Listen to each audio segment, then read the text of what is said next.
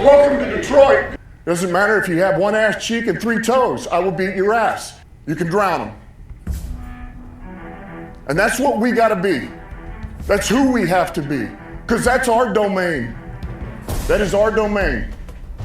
Because we'll tread water as long as it takes to fucking bury you. Takes the snap, turns, gives to Montgomery, right side, end zone, touchdown, Detroit Lions! Yes. We are driven by Detroit. Hello, Detroit Lions friends, fans, and family members. Welcome on back to yet another episode of MCM Motor City Mania. I'm your host, David T. Pike, and as always, we're diving on in. So folks, for today's episode, what we're going to be talking about is the news that has pretty much been transpiring over the last, 24 hours. And again, that news has to deal with the edge rushing room. It has to deal with the edge rushing component. It has to deal with edge rushing players. And specifically, it has to do with the news that we just received from Coach Campbell about Ahmed Hoszanine's injury. According to Coach Campbell, per his exact words, Ahmed Hoszanine is going to be down for a little while. Now, typically when Dan Campbell uses those words, we're looking at a pretty extensive timetable as far as what an injury is going to be. Now, Dan Campbell did not specify whether or not this was going to be a season-ending injury.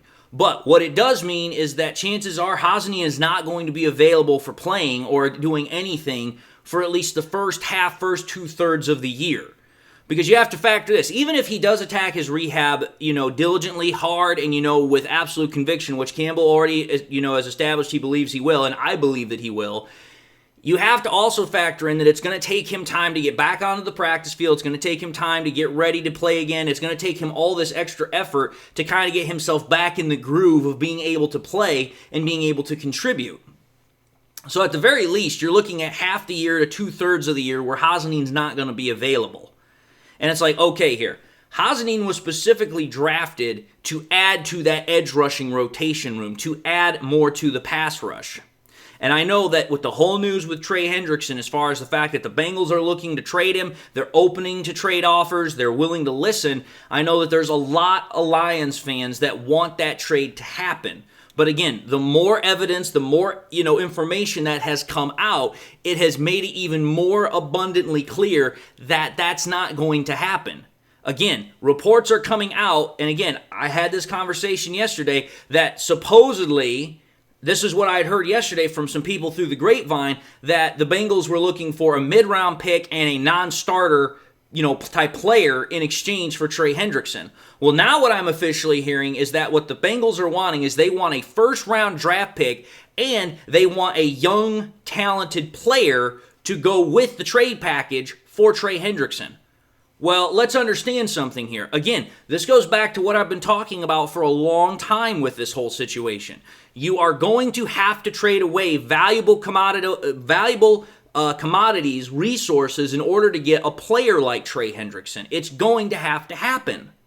And when you're talking about a first-round draft pick and a young player that is talented, well, the Lions definitely have both of those commodities. But the problem is that if the Lions were to entertain that, I guarantee you, sure as God made little green apples, that the Bengals are going to be like, okay, you want Trey Hendrickson, we want somebody of like-minded value back in return. And they're going to instantaneously pick out on somebody like, a Jack Campbell, a Derek Barnes, a Terrion Arnold. They're going to try and find or take one of those really young guys that are part of our core group, and they're going to want to trade for one of those.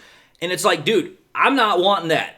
And I know that Brad Holmes is not going to want that because, again, it would go against everything that the Lions have done to build their roster, to build their culture into what it currently is.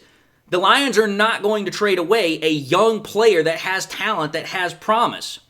And again, I know some people would say, well, what about possibly trading away Hendon Hooker? That's only if the Bengals are even interested in him. And let's call it for what it is. Even though technically Hendon Hooker is still young, quarterback is not a position that the Bengals are necessarily worried about. The quarterback position is not one that they're necessarily looking to improve per se. They're going to want somebody on the defense because that is where they are at their most weakest. That is where they're looking to make an improvement, especially if they're losing their best defensive player. They are going to want somebody to try and offset that loss, whether it's an edge rusher of their own to kind of get back in return, or they're going to want somebody else that they can plug into the defense. And let's call it for what it is. The Lions ain't trading Aiden Hutchinson. Ain't no chance in hell that happening. I'm pretty confident that even if we were to possibly entertain the idea of trading, Marcus Davenport is not going to offset the massive financial, requirement that it would take to bring in Trey Hendrickson. Because correct me if I'm wrong here, but aren't the Lions only paying Marcus Davenport like what, $2.5 million, $3 million this year? Again, for Trey Hendrickson, you would have to pay 10 to 15 times that much. It's not even close. So again, then you have to start talking about all these other players on defense that are young, talented players on the defense that the Lions might have to potentially give up for a guy like Trey Hendrickson, a Brian Branch, a Kirby Joseph, Terry Arnold, Jack Campbell. It's not worth it. Now, maybe you could possibly swing something like a Levi Onwuzurike or a Josh Pascal, but again, I don't know if the Lions are going to want to entertain that notion. That's the problem. And again, even if they are willing to entertain it, you still have to deal with the financial problem that is then going to fall after that because, okay, you pay Trey Hendrickson, but now you still have all these other guys you have to pay that are then literally coming right after him. Again, your Brian Branches, your Jack Campbells, your Sam Laportas, your Jahmyr Gibbs, your J-Mos. I mean, you literally go on and on. Your Sam Laporta. I mean, for crying out loud, there's like 5 or 6 guys that the Lions still have to pay that are top players. And again, that's including Aiden Hutchinson on top of that. So it's like, there's way too many. How do I put this? I remember when I was a young kid, my dad used to say, hey, don't put too many balls up in the air. When you're trying to juggle something, don't put so many up there that you cannot keep a hold of all of it. Do not try to handle more than what you actually can. And this seems like that it is such a juggling act trying to figure out, okay, how are we going to make this work? How are we going to make that work? It's not worth it. A much easier, much simple solution, now that Ahmed Hoszanine is looking like he's not going to be able to play for a while, and then it's like, okay, yeah, you do have some young edge rushers, you do have some guys that are, in this edge rushing rotation behind Davenport and Hutchinson in, obviously Uku, Anthony Lynn, and, Al-Quadin Muhammad. Those guys are fine, but the better solution has always been bring back Za'Darius Smith. He's cheaper, he wants to be here, he already knows the defense, he knows the team, he knows the culture. That is the easier solution here. That is the better solution here.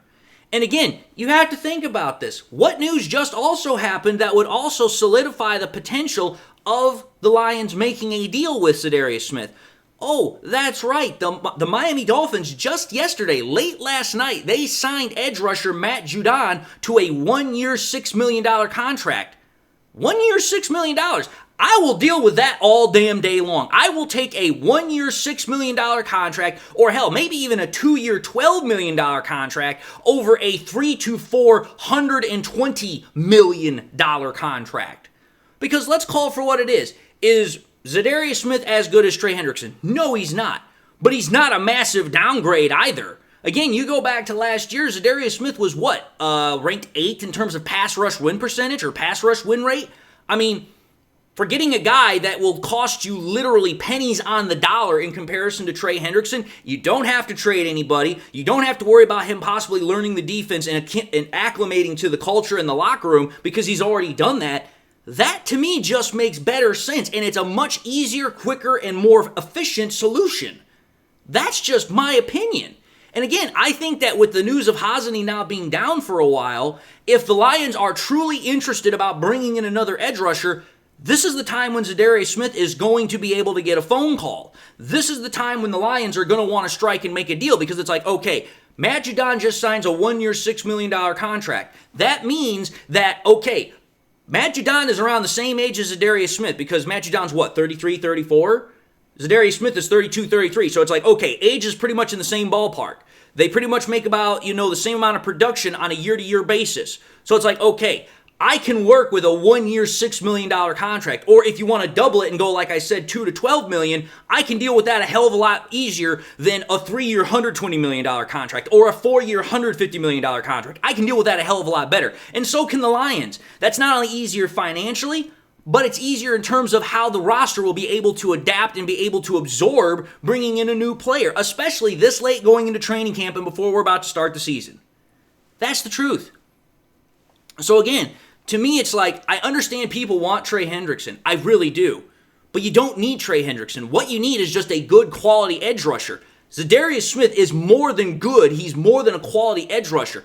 When he is playing, he can provide you a great edge rushing capability, and you put him in that rotation with Hutch and Davenport, you're going to have one of the best edge rushing rotations in the entirety of the NFL. There's no qualms about that one. There's no doubt about it. So that, to me, is what makes the more absolute great sense here. That's my opinion. But anyway, folks, I just saw this news. The thought went off in my brain, so I figured I would make a really quick video about it to start off the day and then kind of go from there. So, having said that, I'm going to end this really quick episode and say thank you all for watching yet another episode of MCM Motor City Mania. If you like what you saw, by all means, highly encourage y'all to watch the next episode. Also encourage y'all, please, to do this. If you like the content, to please subscribe. But if you just subscribed or you've subscribed in the past and you forgot to do so at the time, make sure you hit that bell notification icon so you guys never miss any more content that I push out. Hope y'all are doing well. Hope y'all got something in life that makes you happy, makes you smile. God bless, my friends. And until the next time we meet, I'll see you all in the next episode.